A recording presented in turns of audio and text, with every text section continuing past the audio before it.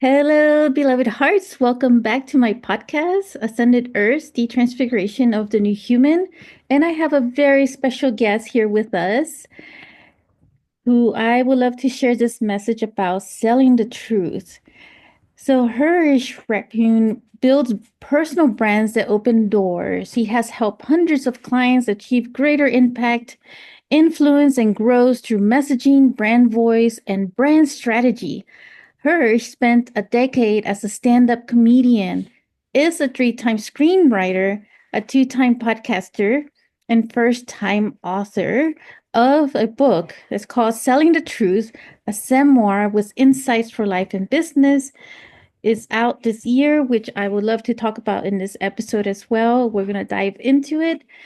And he is also the host of a really great podcast called Truth Tastes Funny. So I would love to welcome Hersh to my podcast. So welcome and Thank thank you you. for your time for being here. Thank you, Monica. It's great to be here with you. I really appreciate it. I'm excited to talk. Yeah, so lately though, because of all the chaos going on in the world, I feel we need a little touch of that sense of humor, something funny to make us laugh. So I thought, since you're a comedian by profession, maybe we could Yeah. start off with a little joke or something Well, we funny. can, we can, but I would say that because I also come from an improv background, it would be good to get a suggestion from you of what kind of joke or what topic would be good to get to do a joke about. Well, it could be a joke of humanity, Oh, humans as a whole, a bloopers. I humans. call them like human bloopers, that we Yeah. Well, I could maybe, what might be funny would be to should I read a quick thing from the book about Oh humanity, yeah. how I Yes. start the book? Yes. Because because the first thing I say is humans hysterical, right?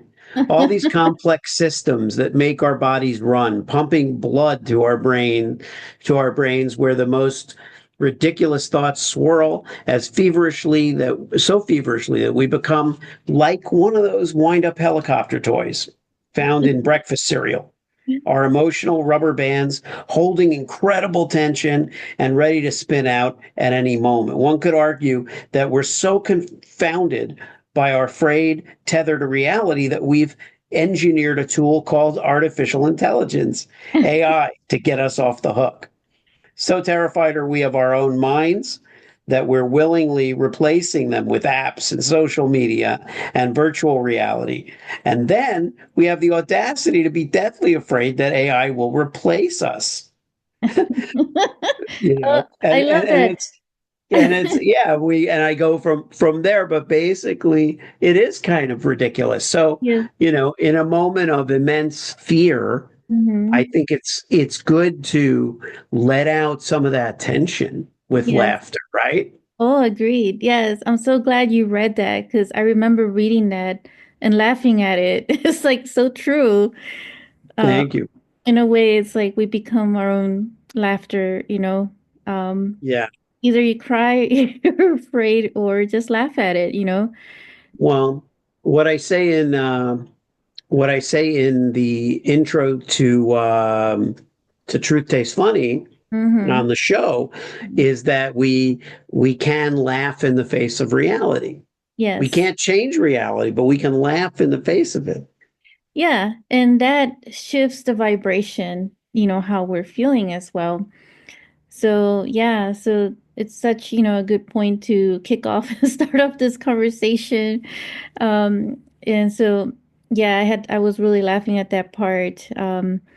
So yeah, I call like a lot of the stuff that we do, I call it the human bloopers in us, because really what everything that we're experiencing is really a journey in itself. And it's all about the journey, how we, react and handle situations and what we're going through, how we grow with it. A lot of which, in the book has a lot of insight in that I really loved about your book. But tell me though, like from your story, like how did you get here into all of this and doing like, selling your truths. And I know you kind of touch into that in the book, but maybe you could share with the listeners a little bit about your story and your background.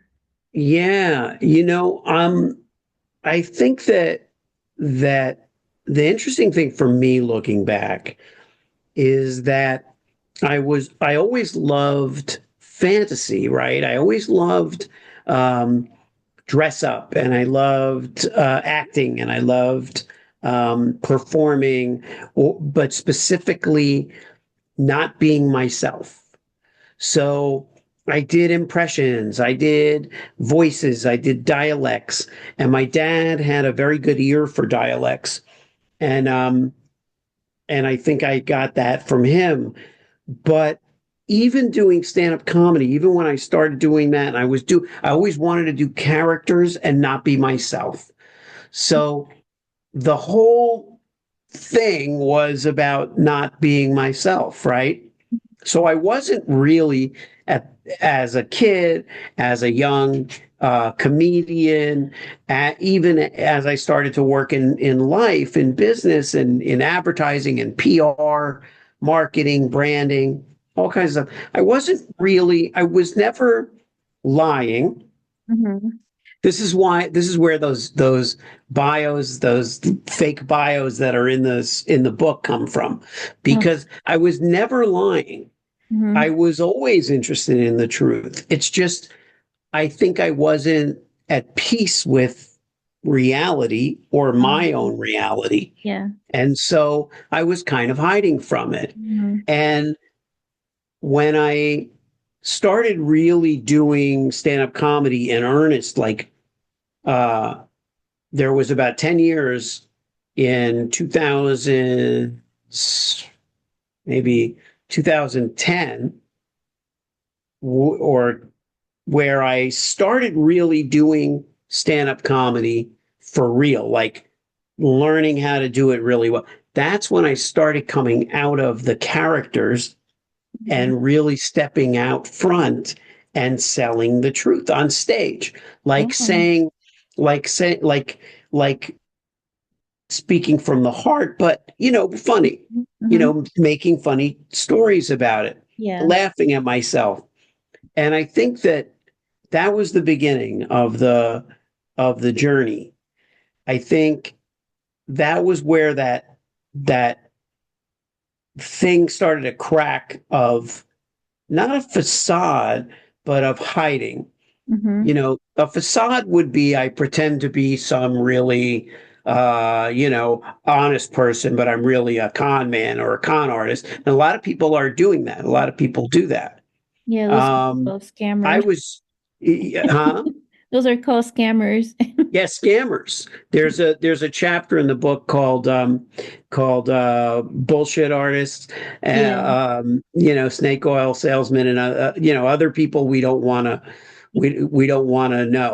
Yes. like, or trust, right? Right, right. Um, and um, and I think that I was just uh, wanting the truth to be funny, but it wasn't always funny. And so I think the only place I would play the characters and really do on stage, everybody knows it's a character, so Hmm. they're not being fooled, they're being entertained, Hmm. but I'm getting to be someone else. Hmm. And so I think that that was my first part of trying to understand myself, was doing comedy as myself and realizing, hey, wait a minute, I'm funny just as I am. I Hmm. don't have to use a different accent. So that's when I started realizing, oh, it's kind of an exploration.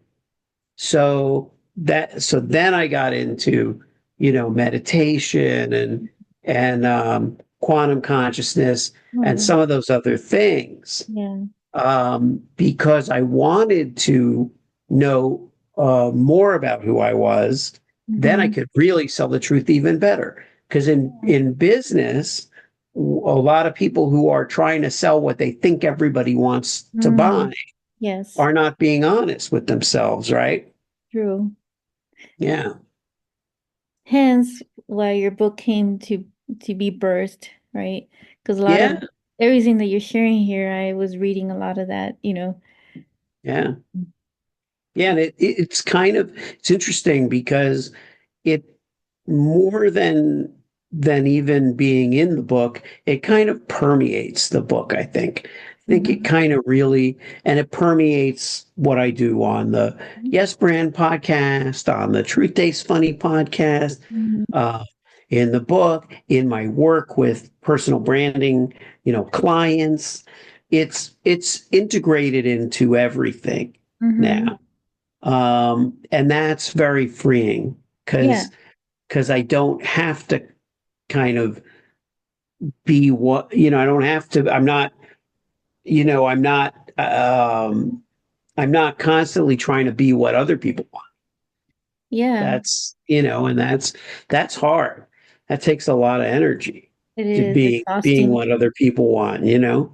Yeah, it's like acting. That's what actors Yeah. do. It's like I'm sure they Yeah. like assume a different role.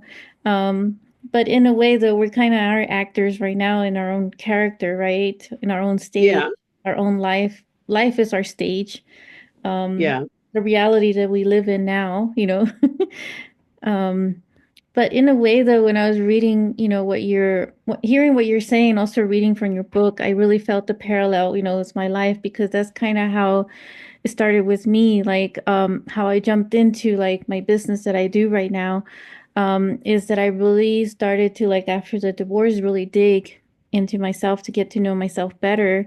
And so that's really where the essence of it all is facing your trauma, you know, and facing all aspects, not just the trauma, but like all aspects of yourself. And I think that is like the most challenging part of us, as humans, is facing that side, that shadow side, right? As some people would call Yeah. it, the fear side, the trauma side, and you had mentioned it in the book about like how you also had this trauma with your ancestry, right, from the Holocaust, which I found like, that's really amazing. That's a lot of like heaviness right there to even like, Yeah. face. And there's drama that goes with that, but that's where sense of humor comes in. It's like you bring in the lightheartedness of things because that's really what sense of humor and joy is, being lighthearted. Yeah. Yeah, and it's interesting that you mentioned the Holocaust stuff because I don't think I knew as a young person really what to do with that. Like if you would Mhm. if you would talk to someone, if someone would say, "Oh, tell me about your family," and you would say, "Yeah, um, well, all my all my great grandparents on my father's side were murdered, No, right? Now, if someone were to say that, yeah, you would say, "Oh my God, it's that's like heavy. that's horrific. That's heavy." Yeah. If you say, "Oh, well, I'm Jewish, so on my father's side, he and his parents and brother and sister barely escaped Germany during the Holocaust." It doesn't resonate necessarily Mm-hmm. the same way, right? Because we think that that's just what a lot of people went through. Yeah. A lot of people went through the Second World War. They went through the Holocaust. They went through concentration camps. You know, and it's understood as part of history. But I don't think uh, that people understand that generational trauma Mm-hmm. any more than they understand a lot of generational trauma or inherited trauma. Inherited, Uh, yeah. so I think it's interesting to Yeah. come to terms with it. Yeah, and it's like a PTSD like a hidden PTSD that we carry in us, Yeah, you know. yeah, You even talk about it in the book. So yeah.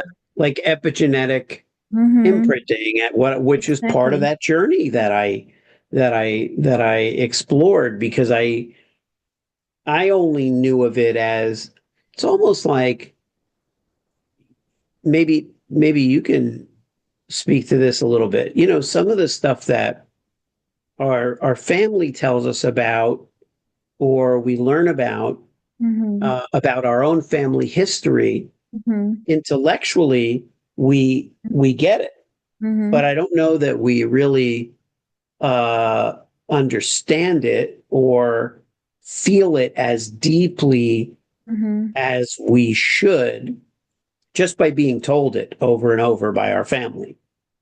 Yeah. What to feel, like, because you can't be told what to feel, and you could be angry or upset or sad, but Yeah. there's a deeper level of it to really be empathetic, you Mm-hmm. know, to the experience. Yeah, empathetic though, that's the key word, you Yeah, just hit on. Is really like you're pretty much feeling what they're feeling, right? Like that's really what an yeah. empathetic is. You're sensitive to the energy of the other person who is sharing their story. So if they're still carrying that energy of like that trauma from that experience that they're telling you the story of, you'll feel it. I That's mean, my dad was, 3 or 4 years old. No, he was, well, when stuff started going bad, like in Germany, right? He was probably 3 or 4 years old. When they left, he was about 6. mm, And so, but he knew coming to America and escaping and things really, and family getting stuck there mm-hmm, and getting killed, was probably pretty palpable to him, right? yeah. Yeah, Right. because he And lived in and it. and a lot of people talk about surviving it, because Mm-hmm, obviously the people that are around to talk about it survived it. mm-hmm, So you get a much more of a sense of the people who survived mm-hmm. than the horror of what they escaped, Yes. because what the people went through who didn't make it, Yeah. and we see films, we see documentaries, we can, it's available to Yeah, us. it is. But I Mhm. think growing up, even watching the documentaries, I think growing up, we we relate more to the survival, which makes Mhm. sense, but we Mhm. inherit the trauma of people who actually were lost there. Yes. Yes. So, yeah, I can speak, for myself what I feel when I hear stories from other people. Yeah, Like for me, it's like I actually see it happening. It's like almost like place myself in their shoes and their experience. And that to me is like an empath, but you're also yeah, absorbing the energy of like a sponge. yeah. So Well, that because must I, be yeah. painful, though. That must be hard, right? Yeah, it Like can it, be. So, but it's like using, it's like part of the imagination. I have so much imagination, which is all linked to the creativity. But when I'm hearing the story, I'm also connecting like that heart to heart, with the people who are experiencing it, in that timeline. That's how I feel it. But where I feel that um, it gets when it shifts is when I bring like sense of humor in it, it's a joke. yeah, Think, this is just an experience that is happening, to the human experience, that we all go through. And so, with that comes the love because joy vibe is like love in action. That's the way I look at it as.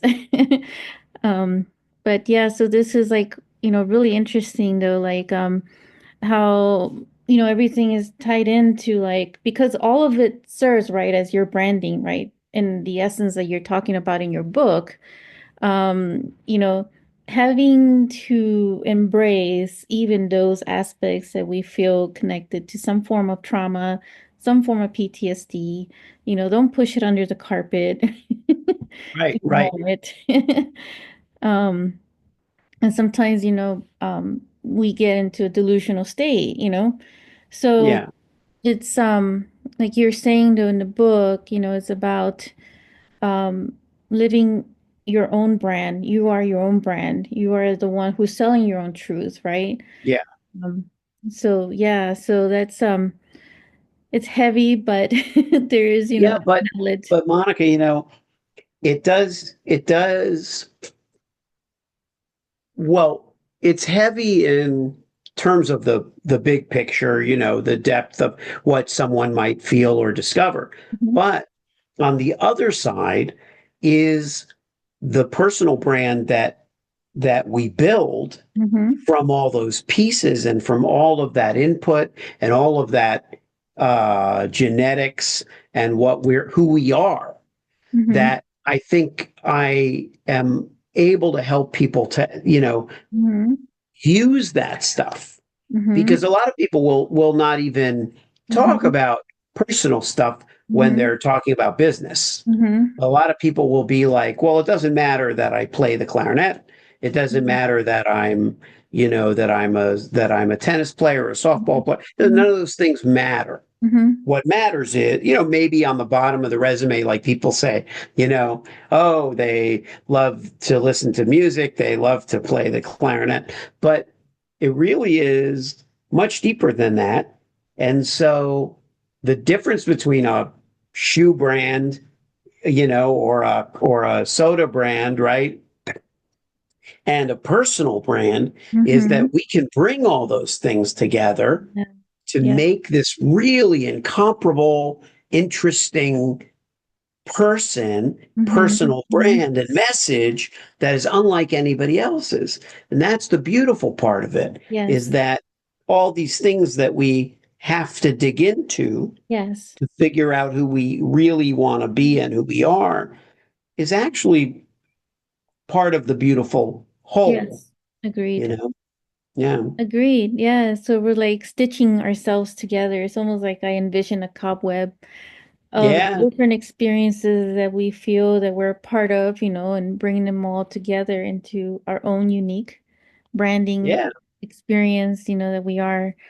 And in that, sharing our experiences of what we live, what we experience is part of that, selling the truth, selling your own brand, that makes you unique. Yeah. S- Exactly. yeah. Yeah.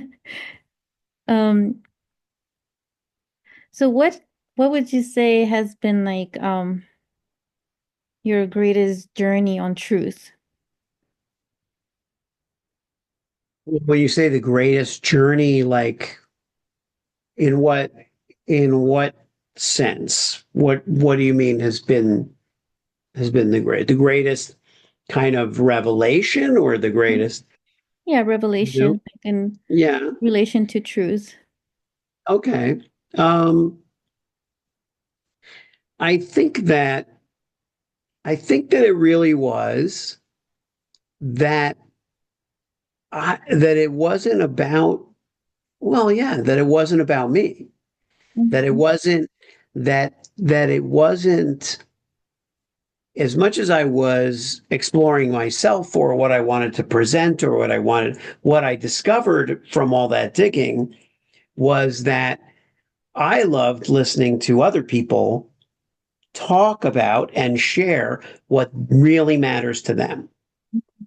Um, so finding out how curious I mhm, was a revelation, mhm, because I think, a lot, because if you talk to people who are performers or hosts or, you know, um, get on stage and do comedy or write, a lot of it is very egocentric, right? mhm, They want to be seen, they want to be heard, they want to be read. mhm, But I think that the reason I do what I do with helping people's really strengthen their personal brands is because I'm interested in listening to them. mhm. If Yeah. all the discovery was that, which would be perfectly fine, I have something to say and I have to get out there and deliver it. And Mhm. or even I want to be a comedian, I want to make people laugh. My mission is to make people laugh. Yeah. If I really thought that, I would still be doing stand-up comedy. Yeah. But my mission is to hear other people's stories and help translate those stories to Okay. the audience they want to reach. Mm. That's much more fun and exciting and interesting for me. And so maybe even in a way, I'm a little more shy now Hmm. than I used to be because now I'm more interested in the other people and less interested in myself. Hmm. And so it's it's an interesting Hmm. discovery, but I'm happy about it. I'm happy about it because it takes some of that pressure. You know, my one of my best friends, um, he's also he's not like shy when you would meet him, but he doesn't seek the limelight. But he's a composer and a musician and all these other things. And he's been on TV and he's done concerts, you know, as part of a band Yeah. in front of thousands of people. But himself, he doesn't need to be the lead. He's not the lead singer, you know what I mean? Yeah. So he said, you know, I don't have the fame bug, is how he would describe himself. I don't have the fame bug. It doesn't have to He be doesn't about want to me. be in the I don't, spotlight then. yeah, I don't have to be in the spotlight. I don't have to be in the, you know, and I think I realized I also didn't have the fame bug. So it was kind of a relief because if you're trying to be a big stand-up comedian or a successful comedian or a successful performer or something like that, it might all be all about you, and that's a Mhm. lot of pressure. That's a lot of stress if it's not right. There's Yeah. probably no one more frustrated than a frustrated star, right? Yeah. Being in the spotlight Yeah, comes with, I guess, a lot of its yeah, price, I guess, in a way, because then you get all sorts of people like trolls and everything, right? yeah. A lot of pressure. That's a lot of pressure to deal with that. Yeah. You know. Yeah, I see it all the time with a lot of people right now who are, in the spotlight and they're big. Some of them are, which are like controversial scientists, and I see some of the comments because I'm curious. Yeah. Even for me, like I get scared. Like for me, when I was coming out in public, for the first time, it's part of my business, part of my branding. But what I found is that I had so many like fear factors associated with stage fright, Oh Um, wow. Yeah. and it was because of that, it's the fact that I knew there's like trolls out there and nobody's ever really gonna be happy, right? Um, Yeah.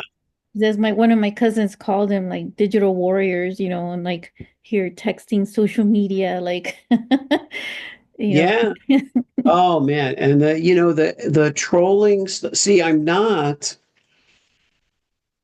So when I say I'm shy, I should qualify it. Obviously, I wasn't shy about coming on the show. I'm not Yeah. shy you know about being on a stage, Mm-hmm. but I don't seek it. And I thought I did. Mm-hmm. And so I'm not afraid though of the trolls, of the people not being happy, of and that's liberating too, because both Yeah. those things are Yeah. liberating. Balance. Yeah. Not needing it Mm-hmm. is a relief. Not sweating it is a good place to be also, Yeah. because like you point out, people, not everybody's going to like it. Oh yeah. What I think is important is knowing who do you want to get up in front of, Mm-hmm. because if you're getting up in front of the people who are in like a state of lack and fear, right? Those Yep. people, Yeah. they're not going to be happy. They'll throw They're popcorn going to, at you. yeah, but if you're around love and abundance and all of Yeah. that good stuff, and Yes. the people you're speaking to Yes. all the time on your show, you'll be okay. You Yeah, know, you're going to exactly. be safe because the people that you're getting up in front of Yes. want the best for you. Yes. They Yes. want you to succeed, so they're not going to bring bad Yeah. energy or bad vibes. And that's exactly the perception to look at it, rather than the other way.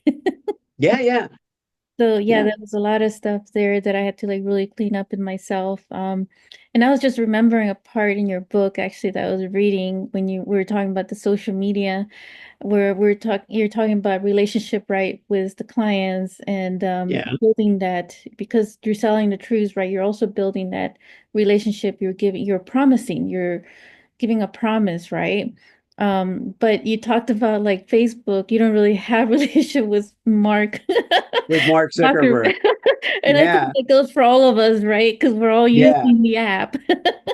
Yeah, that's right. We're on the app, and it's part of our lives, and it's and there was a time where I wanted to get off of it, get off of Facebook, get off of Same here. Instagram. Now I don't, but it's true. We don't have relationships with The owners of Mark it. Zuckerberg or Jeff Bezos or any of those people.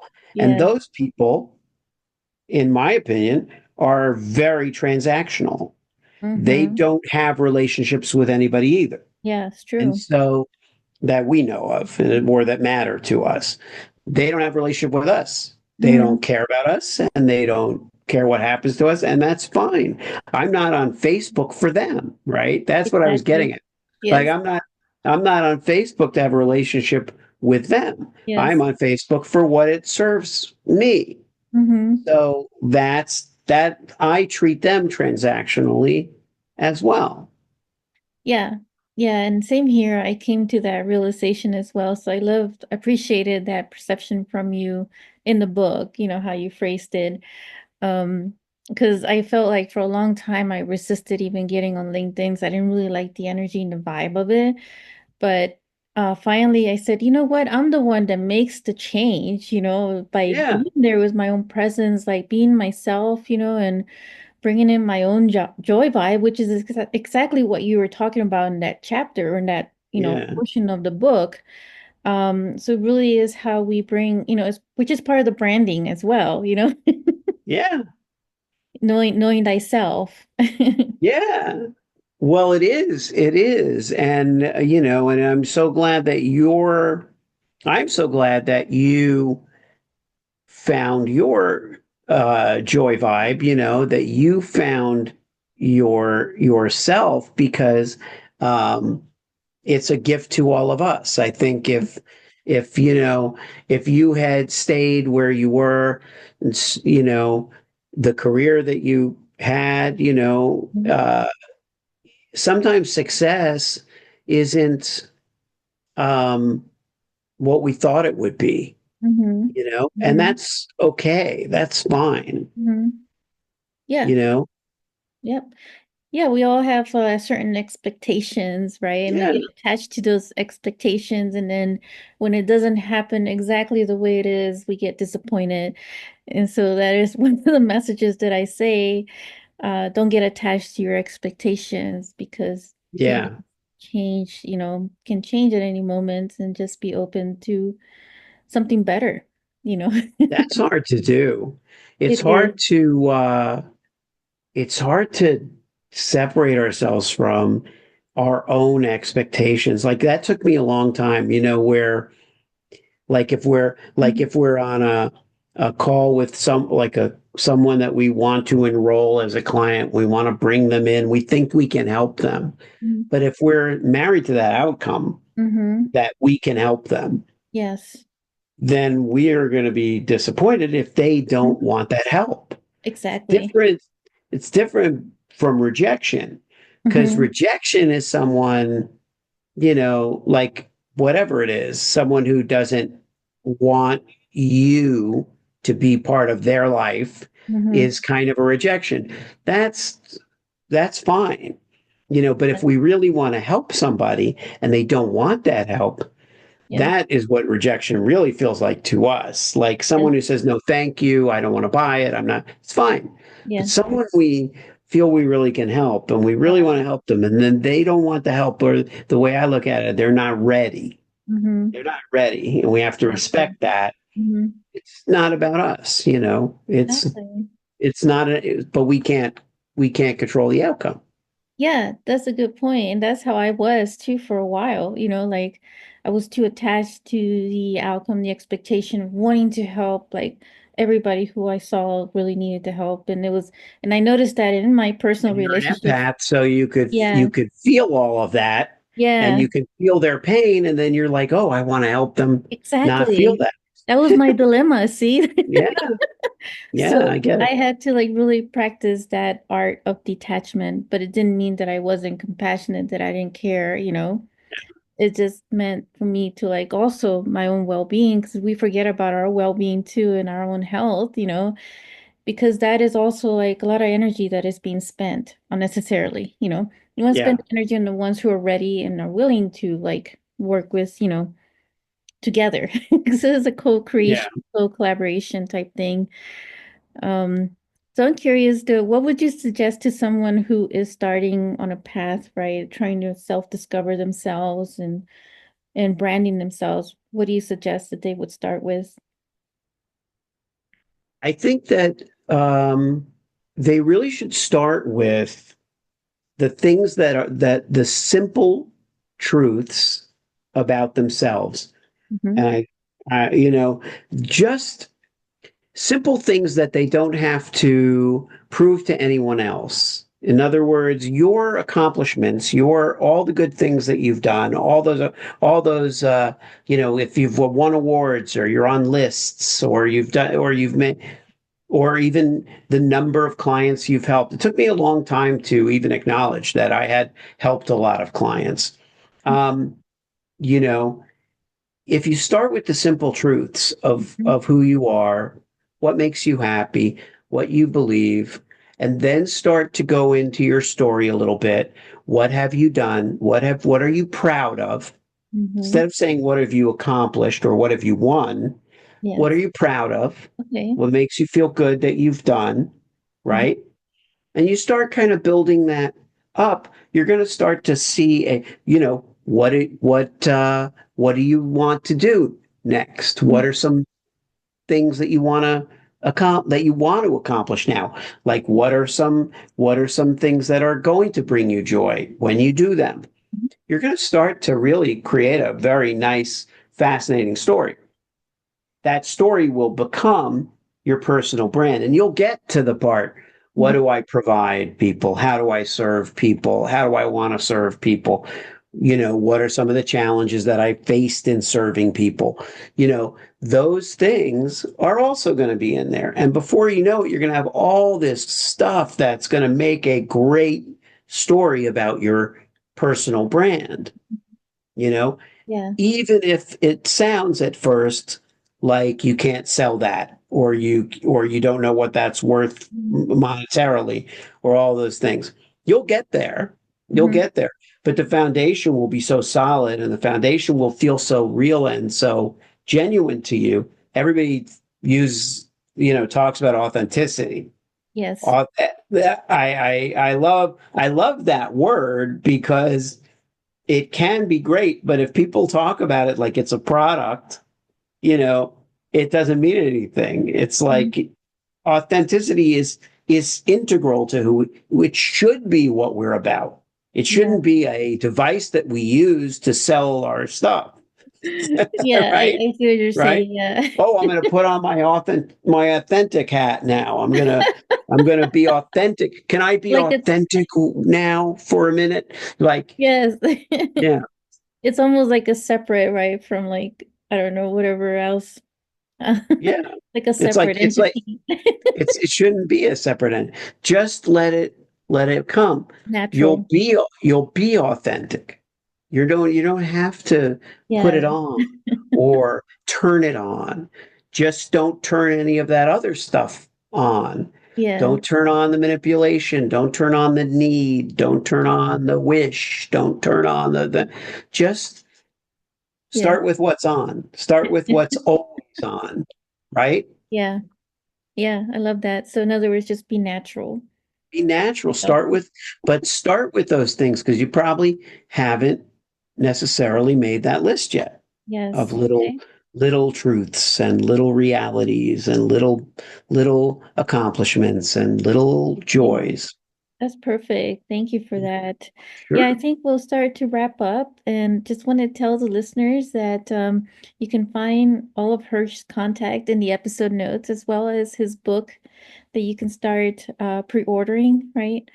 Yeah. Um, get your copy and I strongly suggest this and a great book. I love it. I didn't want to put it down when I was reading it. So Oh, thank you.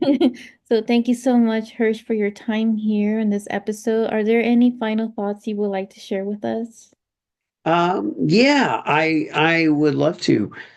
First of all, thank you so much for having me, Monica. It's we use the word joy a lot today, but it's a joy to talk to you. I loved talking to you when we met, and I enjoyed this interview today. You do a wonderful job of putting the guest at ease and making them feel welcome and making them feel appreciated. So I really am glad to have been here for that. And my final thought would be to in these moments, which can be very full of fear, remember that anytime you're afraid of something, it's because somebody wanted you to be afraid. Mm. It's not necessarily because something wicked is really right there. Whether it's getting on stage or whether it's fear of what's going to happen tomorrow or whatever it is. But if you're really scared, someone probably tried to make you scared or planted that fear or is energetically putting the fear out there. And if you recognize that, you probably will be a little less afraid. It's a little less scary when you realize that. So whatever is really out there is always a little less scary than what somebody wanted you to think. Okay, yeah, excellent Yeah, point. I love that. sure. Sometimes we just make up stuff in our mind, right? Yeah. Or we play along. We Yes, play along with the scary stories. exactly. Yes. So thank you so much, Hirsch, for your time. And thank you, listeners, for being here for this. So do get in touch with Hirsch right away. He's a great person for selling the truth, getting your brand out there, which is you. So thanks so much, and I'll catch you in another episode. Take care.